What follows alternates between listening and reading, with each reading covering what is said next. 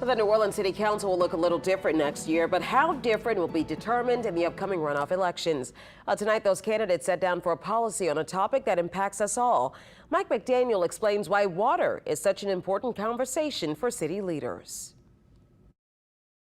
It's all around us, and for New Orleans City Council runoff candidates, water flooded the conversation Tuesday night. And it's imperative that we talk about climate and coast and water to make sure our city is actually even here. It doesn't matter if our buses work if we're standing in water all the time. From coastal restoration and hurricane protection to green infrastructure and drainage, water seeps into our daily lives.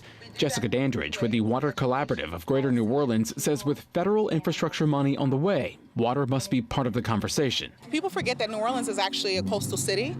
We forget that because of the levee walls and the pumping stations, but water is everywhere.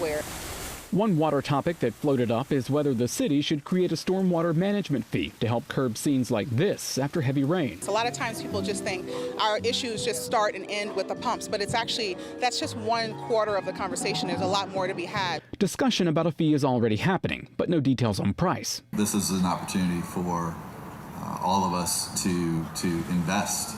The stormwater management fee is something that needs to be paid for by everyone, nonprofits, by residents, by businesses, by everybody. There is some question, though, on who would oversee that money. Well, I don't favor a management fee and having the money go to the sewage and water board. I feel that it would have to be done in some ways that made sense that we could all buy into. Whatever happens, candidates agree drainage must reach every community. For example, in Pontchartrain Park, there are actual hot zones that impact black and brown communities, and I think that needs to be centered. There's even a proposal to make sure that happens. My legislation is actually about looking at Pacific commercial properties to help rebuild those blighted property, but also to make sure that they are also held accountable to the stormwater management work that needs to be done.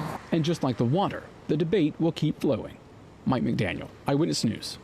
Well, by the way, early voting is going on now. It ends this Saturday. Election Day is December 11th. We will be here that night with full election coverage right here on Channel 4.